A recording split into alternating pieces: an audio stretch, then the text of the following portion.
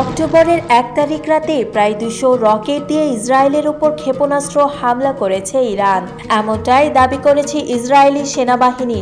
তবে কি শুরু হয়ে গেছে কোরআনে বর্ণিত ইসরায়েলের পতন? তাহলে কি হতে যাচ্ছে তৃতীয় বিশ্বযুদ্ধ? আল্লাহ সুবহানাহু তাআলা ভালো করে কোরআনে বলেন, আর আমি এই কিতাবে বনি ইসরায়েলকে সতর্ক করে দিয়েছি, নিশ্চয়ই তোমরা পৃথিবীতে দুইবার ফাসাদ সৃষ্টি করবে এবং তোমরা অত্যন্ত অহংকারী হয়ে পড়বে।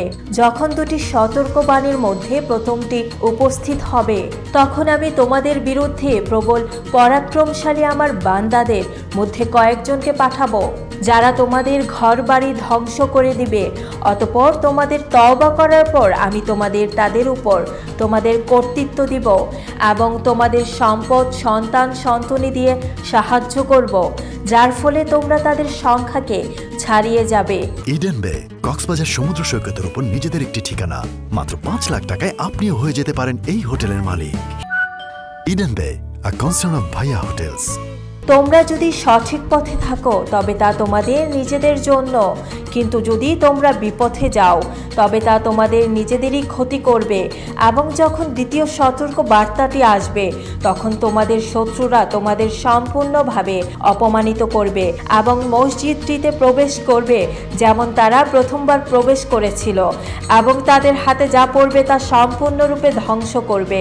হয়তো তোমাদের প্রতিপালক তোমাদের প্রতি দয়া করবেন যদি তোমরা অনুতপ্ত হও, কিন্তু যদি তোমরা পাপের দিকে ফিরে যাও তবে আমি শাস্তির দিকে ফিরে যাব, আর আমি জাহান্নামকে অবিশ্বাসীদের জন্য চিরস্থায়ী আবাস বানিয়েছি।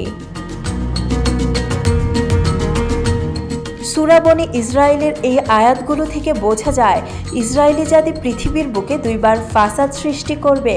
প্রথমবার যখন এমন ঘটনা ঘটবে, তখন আল্লাহ সুবহানাহু তাআলা তাদের পরাজিত করবেন। ধারণা করা হচ্ছে প্রথম ঘটনাটি ইতিমধ্যেই ঘটে গেছে। খ্রিস্টপূর্ব ৭২২ অব্দে ঘটেছিল বিখ্যাত অ্যাসিডান নির্বাসন, আর এই অ্যাসিডান নির্বাসনেই ছিল হযরত দাউদ আলাইহিস সালামের গড়া সাম্রাজ্যের পতন।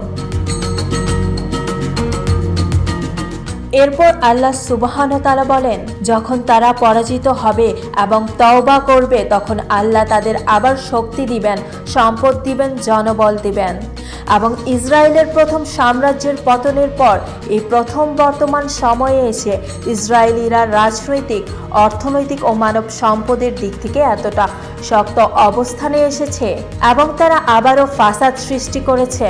এবং আল্লাহ তাদের কোরআনে স্পষ্ট সতর্ক করে দিয়েছেন যে দ্বিতীয়বার শুধু তাদের পরাজিতই করা হবে না, বরং অপমান করা হবে।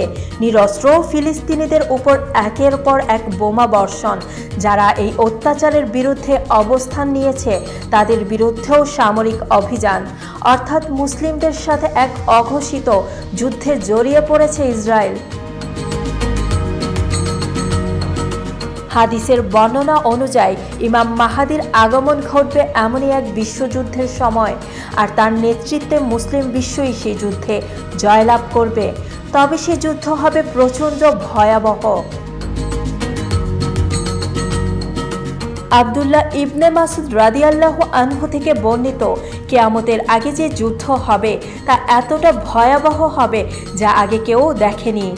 এমনকি আকাশে উড়তে থাকা পাখিও সেই যুদ্ধের প্রভাবে মরে ভূপতিত হবে, অর্থাৎ প্রচণ্ড ভয়াবহ হবে সে যুদ্ধ। আর এই হাদিস থেকে অনেক আলেমরা ধারণা করেছেন সে যুদ্ধই হবে পারমাণবিক যুদ্ধ, কারণ পারমাণবিক অস্ত্রের প্রভাব থেকে আকাশে উড়তে থাকা পাখিরা নিরাপদ নয়।